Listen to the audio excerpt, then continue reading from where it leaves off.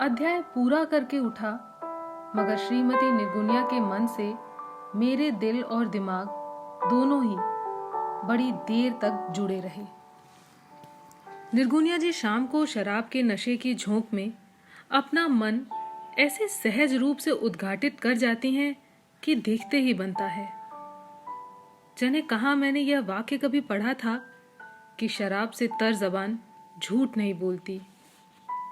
मैंने कभी इतना नशा नहीं किया कि होश खो दूं, इसलिए बात के सत्यासत्य का ठीक ठीक अनुमान तो नहीं लगा सकता, किंतु यह अवश्य जानता हूं कि उपचेतन पर सेंसर लगाने वाले चेतन को जब बेहोश कर दिया जाता है, तब भीतर वाले मन की तहों में दबी हुई कुंठित पीड़ाएं सहसा होश में आ जाती हैं। आजकल इमरजेंसी के दिनों में ठीक ऐसा ही देश मानस में भी हो रहा है। प्रेस के वर्तमान सेंसर ने जबान काट ली है, लेकिन न बोल सकने वाले मन के शेषनाग के जिह्वाओं की तरह अपनी असंख्य जबानें लपलपा रही हैं। मेरे पास प्रायः रोज ही कहीं न कहीं से लिफाफे में बंद 2 पेजियां मिनी अखबार आते हैं। प्रायः साइक्लोस्टॉल हुए अंग्रेजी के बुलेटिन भी न जाने कौन मेरे दरवाजे पर लगी पत्र पेटी में डाल जाता है। दमन ने इतिहास के अनलिखे पृष्ठों में भी अपनी करुणा की छाप छोड़ी है। पिसा हुआ आदमी जब अपनी बात स्पष्ट रूप से व्यक्त नहीं कर सकता, तब उसकी प्रच्छन्न पीड़ाएं कला के सत्य का सहारा लेकर चलती हैं। कमजोर और शक्तिशाली जानवरों के बहाने हमारी पुरानी कहानियों में आदिमकालीन दमन की व्यथाएं ही भरी पड़ी हैं। पीड़ित दुर्बल जन यदि यथार्थ जीवन में नहीं हो तो अपनी कल्पनाओं में बड़े बड़े भीमों और रुस्तमों को भी पिछाड़ सकता है। अगर वह अत्याचारी राजा की बात के आतंक के सेंसर वेश में नहीं कर सकता, तो वह राक्षसों की कल्पना कर लेता है। अपने अज्ञातवास के दिनों में एक दिन हीन दीन ब्राह्मण के घर रैन बसेरा लेकर जब पांडव माता कुंती को यह पता चलता है कि आज इस घर के एक जवान को पकवान मिष्ठान लेकर एक राक्षस की सेवा में स्वयं भी उसका आहार बन जाने के लिए उपस्थित होना है, और नगर में प्रतिदिन किसी न किसी के घर में बारी बारी से यह आफत आती है, तो पांडव माता भीम को भेजकर उस राक्षस को मरवा डालती हैं। उस नगर के घर घर में आनंद मंगल छा जाता है। लेकिन आज की इमरजेंसी के दिनों में तो मैं किसी भीम के आने की कल्पना भी नहीं कर सकता, जो इस प्रेस सेंसर रूपी राक्षस को मार डालेगा। इस देश के सारे भीम और अर्जुन जेलों में बंद हैं। उनकी आवाज बाहर नहीं आ सकती है। उनके हाथ पैर इस समय ईसा मसीह की तरह कीलों से गड़े हुए हैं। लेकिन सोचता हूं कि जैसे निर्गुनिया की अंतर शक्ति बेझिझक होकर सहज भाव से प्रकट होती है, उसे यह लगता है कि उनका चेतना मन शायद पूरी तरह से कभी अपना होश नहीं खोता होगा। कमाल है इस 70 बरस की औरत का कि इस आयु में भी पानी की तरह शराब पीती है, फिर कामकाज का होश रहता है। मुझे चाय पिलाएगी, कुछ न कुछ नाश्ता भी कराएगी, और उतने नशे में ही उठकर स्वयं ही सब काम करेगी। ऐसी हालत में भला यह क्यों कर कहा जा सकता है कि निर्गुनिया जी का बाहरी सेंसर पूरी तरह से अशक्त सिद्ध हो जाता है। सेंसरों के रहते हुए भी निर्गुनिया जी का मन अपनी बात कहने के लिए चिरमुक्त है। लेकिन क्या सबके लिए यह ऐसा ही है? जहां तक मैं समझता हूं, शायद नहीं। इस नगर के मेहतर समाज ने कभी उन्हें विजातीय नहीं माना। शायद यह किसी को पता भी नहीं। अपने मैके वाले नगर या इस शहर में आने से पहले वे जिस शहर में रहती थीं, उसमें कुछ लोगों को उनके यथार्थ जीवन का पता था। नौकरी से मजबूरन अपना त्याग पत्र देने के बाद दरोगा बसंतलाल जब अपने नगर में पहुंचे, तो उसने निर्गुण की खूब बदनामियां उछाली। यहाँ तक कि उसे पंडित मसूरियादीन या बकौल निर्गुनिया जी बूढ़े आर्यपुत्र से भी यहाँ के कलेक्टर के नाम चिट्ठी लिखाकर कुछ शोर शराबा मचाया था। परंतु मोहना के मामा रामचंद्र और मामी सुब्रातन के अलावा और कदाचित मसीता राम भी निर्गुण के जीवन सत्य के कुछ कुछ परिचित थे। बाकी और सभी उसे मेहतरानी ही मानते थे। निर्गुण जी ने यह पर्दा आखिर क्यों रखा? संभ्रांत वर्ग से अपने को जोड़ने का प्रयत्न भी उन्होंने नहीं किया और बार बार स्वयं उनके भाग्य ने ही षड्यंत्र रचकर मानो उन्हें फिर नीचे ढकेल दिया। मेरा अनुमान है कि उनका यह वर्ग जातिगत अंतर्द्वंद बहुत हद तक समाप्त होकर भी अभी पूरी तौर से नहीं मिट पाया है। मैंने यह बराबर अनुभव किया है कि मेरे घर आकर उनका ब्राह्मणत्व किसी न किसी रूप में अब भी जाग पड़ता है और जागता ही नहीं, कभी कभी मुखर भी हो उठता है। फिर भी किसी हद तक यह कहा जा सकता है कि उन्होंने अपने मोहन की जाति को ही अब अपने मन से अपना लिया है। उनकी अहंता में जब ब्रह्म तेजधारी मेहतर ही अधिक बोलता है। हो सकता तो किसी दिन छेड़कर उनसे इस बात का स्पष्टीकरण भी मांगूंगा। नौकरानी ने आकर सूचना दी कि दिल्ली से घड़ियाल साहब आए हैं। नौकरानी सरला मेरे पत्रकार मित्र लक्ष्मी प्रसाद घड़ियाल को सदा घड़ियाल ही कहकर पुकारती थी। ड्राइंग रूम में पहुंचकर देखा, वही आया था। एक कोने में उसका अटैची केस रखा था। कहो प्यारे घड़ियाल, अब की तो काफी दिन बाद चक्कर लगा तुम्हारा। शर्मा, मैं तेरी इस नौकरानी को मीसा में बंद करवा दूंगा। कमबख्त ने मेरा नाम ही बिगाड़ दिया है। और सुनो लक्ष्मी, तेरे दिल्ली के क्या हाल है? अरे बाबू, मेरी दिल्ली तो इस वक्त 7वें आसमान पर उड़ रही है। परसों गोलियां चली थीं। कहाँ? तुर्कमेन गेट पर। अम्मा, वो तो मुसलमानी बस्ती है। इससे क्या, मगर प्रिंस ऑफ वेल्स और उनके मुंह लगे मुसाहिबों की नजरों में वे अब कुछ भी नहीं था। यह सिर्फ ऐसे प्रजाजन हैं जो अपने राजा का हुक्म नहीं मानते। लक्ष्मी, पूरी बात बताओ। मेरा मन बहुत उद्दीप्त हो उठा। बात कुछ भी नहीं। बादशाहों को तुर्कमान गेट की घनी आबादी साफ करने की धुन आ गई। हुक्म हुआ कि वहां बसे हुए मोहल्ले तोड़ दिए जाएं। वहां बसी हुई आबादी को किसी और जगह बसाया जाए और शहर का इलाका खुलासा और खूबसूरत बना दिया जाए। लेकिन उस बस्ती में बसे हुए लोगों को अपने असुंदर घर और टोले मोहल्ले और गंदी नालियों बहुत प्यारी और बहुत सुंदर लगती थीं। लोगों ने तय किया कि छातियों पर पुलिस की गोलियां भले ही झेल लेंगे, मगर अपने घरों को बुलडोजर से रौंदा जाना हरगिज हरगिज नहीं बर्दाश्त करेंगे। बस भीड़ ज्यों बाहर आई तो जनाब प्रिंस की पुलिस ने अपनी इमरजेंसी लाठियों से वहां धुनाई की। और क्या कोई धुनाई रुई के ऐसे रेशे रेशे अलग करेगा? रियाली अमा, मुसलमान राष्ट्रपति के रहते हुए भी यह सब कांड हुआ? मेरे पास पक्की खबर है। शर्मा की प्रिंस ने राष्ट्रपति को भी फटकार दिया। सुनते हैं कि उसने उनसे कहा कि मुझे नहीं मालूम था कि आपके ख्यालात भी इतने तंग और कम्युनल हैं।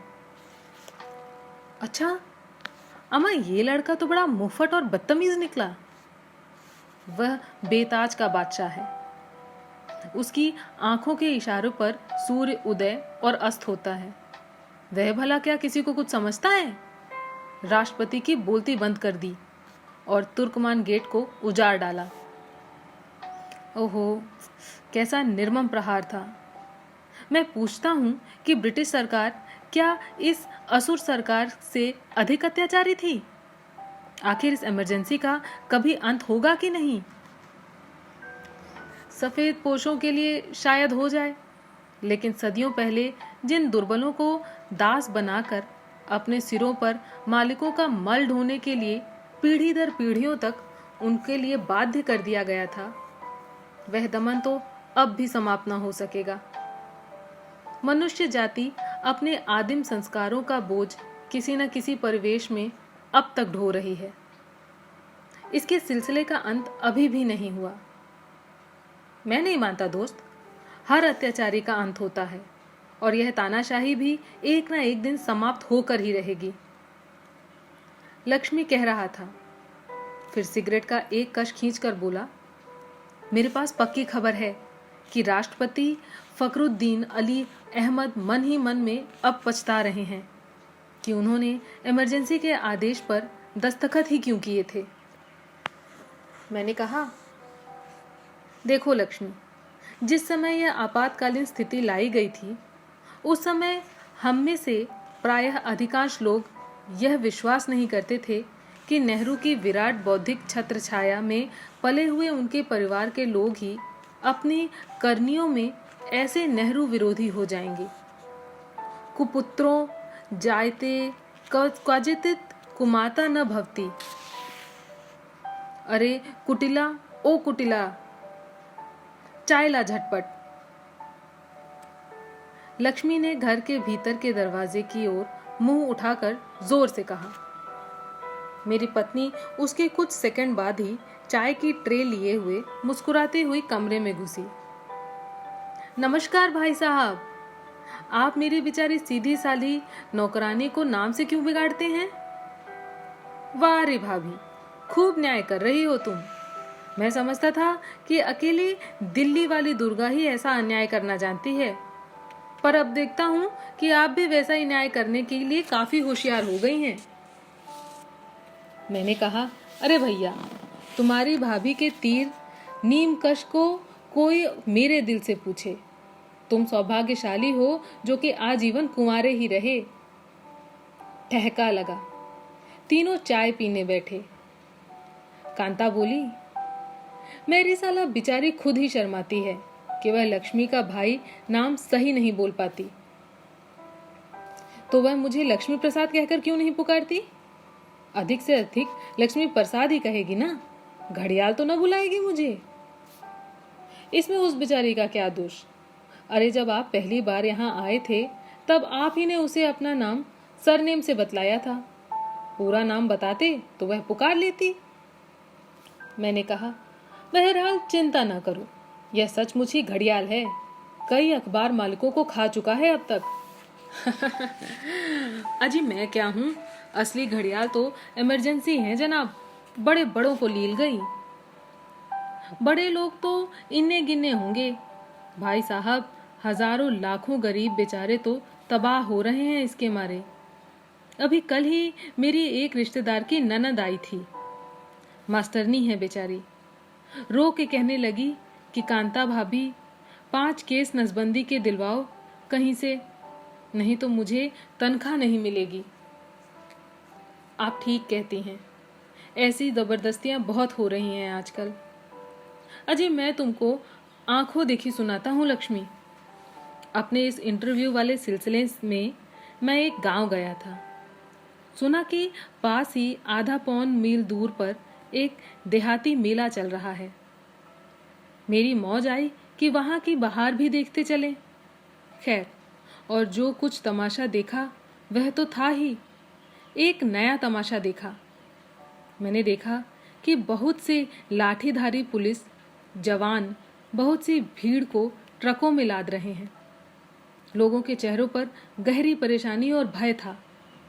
थोड़ी बहुत करहाती हुई शिकायतें आवाजें भी उनके मुखों से निकल रही थी। मेले के पास एक सब इंस्पेक्टर खड़ा हुआ सिगरेट पी रहा था। मैंने उसके पास जाकर पूछा, क्यों भाई, क्या कोई दंगा वंगा हुआ था? मेरी और पैनी तिरछी दृष्टि डाली, खादी की पोशाक देखी और कहा कि जनाब, यह सब साले दुनिया की आबादी बढ़ा बढ़ाकर आए दिन दंगे फसाद करवाते हैं। शहजादे सलीम ने इन सालों की नसबंदी करने का हुक्म दिया है, आपको तो मालूम ही होगा। मैंने कहा, अरे भाई, इसमें से तो बहुत से बुढ़े हैं। दरोगा बड़ी शातिर ढंग से मुस्कुराया। बोला, नेताजी, बुड्ढों ने अपनी जवानी में जो जो अपराध किए हैं उनकी सजा अब मिलेगी। जवान पहले अपराध तो कर ले, फिर उन्हें सजा देने का अवसर आएगा। मैंने फिर कुछ न पूछा, हालांकि चाहता था कि कहूं कि भैया, तुम्हारे भेड़ों में बूढ़े भी जवान भी 16-16, 17-17 वर्ष के लड़के भी नजर आ रहे हैं, सबके सब। अजी, देहातियों को तो नसबंदी ही कह रहे हैं, लेकिन शहर के पढ़े लिखे दफ्तरी बाबू, स्कूल मास्टर मास्टरनियां, इन सब को तो हुक्म हुआ है कि नसबंदी के 5 केसेस लाओ, या तो नसबंदी के केसेस लाओ या फिर भूखे मरो। भूखे तो यूं ही मर रहे हैं भाभी। महंगाई देखो कितनी बढ़ चली है, गरीब आदमी तो ऐसे ही मरा जा रहा है। मैंने पूछा, ये बताओ लक्ष्मी कि कौन किसका दमन कर रहा है। मैं तो यह देख रहा हूं कि आणविक युग की सभ्यता में आज भी मात से न्याय ही चल रहा है। हर बड़ा हर छोटे को निगल रहा है। गरीबी नहीं हट रही है, गरीब हट रहे हैं। और फिर जब देश में अमीर ही अमीर बच जाएंगे तो आपस में एक दूसरे को निगलने लगेंगे। बड़ा मजा आएगा तब। शिकार भी इतने मोटे होंगे कि शिकारियों के मुंह में जा फंसेंगे। न उगलते ही बनेगा और न ही निगलते। शिकार और शिकारी दोनों ही की मौत बोल सियाबर रामचंद्र की जय। मैं बड़ी जोर से ठहाके मारकर हंस पड़ा और अपनी इस हंसी की हिस्टीरियाई बहाव में बहते हुए भी मेरे मन में यह सवाल उठता रहा कि मैं इतना हंस किस बात पर रहा हूं।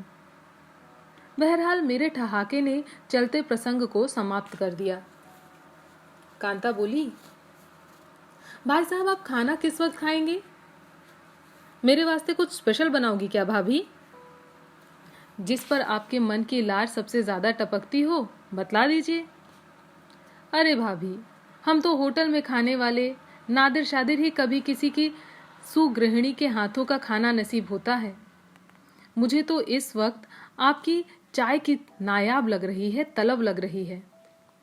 बहरहाल दिन में मेरे वास्ते कुछ ना बनाइएगा। रात को ही आपके इस यशस्वी पति के उसके घर में अपनी जूठन गिराने का सौभाग्य प्रदान करूंगा। देखो साले को, खाएगा पसेरी भर। एक तो वही नुकसान हुआ मेरा, ऊपर से कहता है कि वो मेरे सौभाग्य से जूठन गिराएगा। खैर बेटा, फिर मेरी दरिया दिली भी देख कि मैं तुझसे विस्की पिलवाऊंगा। अम्मा सच?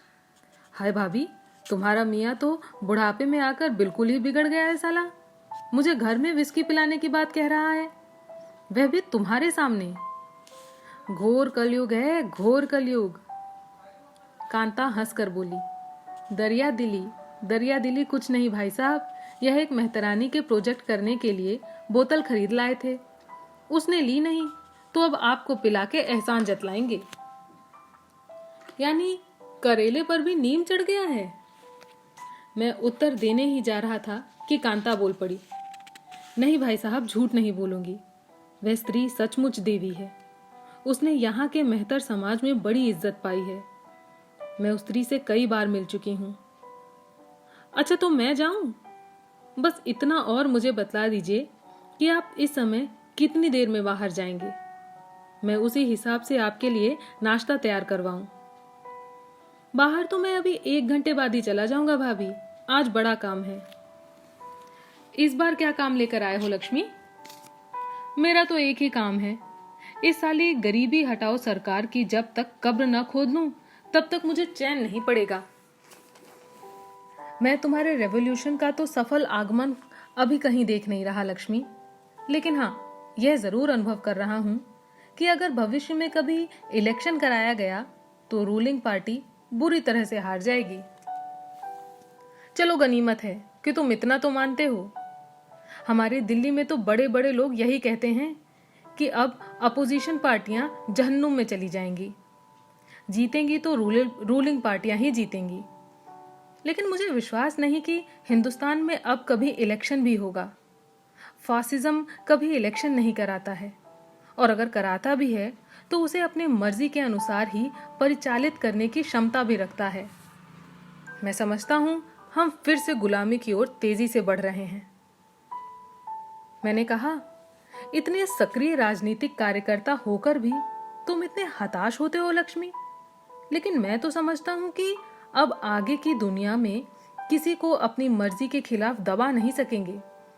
गरीबी हटे या न हटे, लेकिन गरीब का गुस्सा अब धीरे धीरे डटने लगा है। इसलिए मैं कहता हूं कि रूलिंग पार्टी अगर कहीं धोखे से भी इलेक्शन करा ले तो उसके एक एक व्यक्ति की जमानत शर्तिया जब्त हो जाएगी। और फिर अगर विरोधी दलों में ही सहरसा सूझबूझ आई तो वैचारिक क्रांति भी आ सकती है। खैर छोड़ो इस चक्कर को, अब तो जो होगा सो देखा जाएगा। और बोलो, तुम्हारे इस मेहतरों के इंटरव्यू का काम कहाँ तक बढ़ा? काफी हद तक। मैंने ये देखा है कि इनमें भी अलग अलग वर्गों के लोग हैं। एक मेहतर ने बतलाया कि उनके 24 गोत्र हैं। कुछ ऐसे वर्ग भी हैं जिनके लोग कुछ जगहों को छोड़कर बाकी कहीं मेहतर का काम नहीं करते। कुछ ऐसे हैं जो शायद कभी किसी बीते हुए राजकुल के लोग थे और अब मार मार के सदियों से भंगी बना दिए गए हैं। कुछ शायद परंपरागत दास भंगियों के वंशज हैं जिनसे रोज ईसाई, मंत्री, सेनापति जैसे वीआईपी लोग अपना पखाना पेशाब उठवाते हैं। मुगलों के जमाने में बहुत से मेहतर बनाए गए। बाय द वे शर्मा, एक बात बतलाओ, मैंने तो सुना है कि इन अस्पृश्यों को अगर कहीं गांव की सीमा के किनारे भी जाना होता है तो ये लोग डंडे बजा बजा के ऐलान किया करते थे कि हम इधर से जा रहे हैं, कोई हमारी छाया न लांघे। तो फिर ये लोग हमारे शहरों की गलियों में पखाने साफ करने कैसे आते होंगे? मेरा ख्याल है कि पुराने शहरी घरों में संडासें हुआ करती थीं, यानी कमाने की जरूरत नहीं। मल कुओं में गिराया जाता था। साल 2 साल में बोरी 2 बोरी नमक डालकर मल को गला दिया जाता था। मेरे बचपन तक बहुत से पुराने घरों में ऐसी संडासें बनाया करते थे। ये मलों के टोकरे अपने सिर या कमर पर लाद कर चलने की प्रथा तो बहुत बाद में आई, और शायद तब आई जबकि बर्बर विजेताओं ने असहाय विजितों को यह काम करने के लिए मजबूर किया होगा। ये तुम कैसे कह सकते हो? जनाब, यही ट्रेडिशन है। अभी 100-150 साल पहले तक मौजूद था। कर न देने वाले विद्रोही, ठाकुर, जमींदार या ऐसे ही लोग जब कभी पकड़ाई में आ जाते थे तो उन पर अत्याचार करने के लिए उन्हें पखाने पेशाब से नहलाया जाता था। उनके मुंह पर मलों के तोबड़े बांध दिए जाते थे। हे भगवान, हे भगवान, अत्याचारों के तरीके भी कितने अनंत और अनंत काल से चले आ रहे हैं। एक व्यक्ति या वर्ग की अहम मान्यता स्वयं नंगा नाच रही है और दूसरे के अहंता को विवश नंगा नचा रही है। कब तक चलेगा ये खेल और कब आएगा इसका अंत? लक्ष्मी का यह प्रश्न मेरे मन में भी अनेकों शूल्स के साथ चुभ रहा था।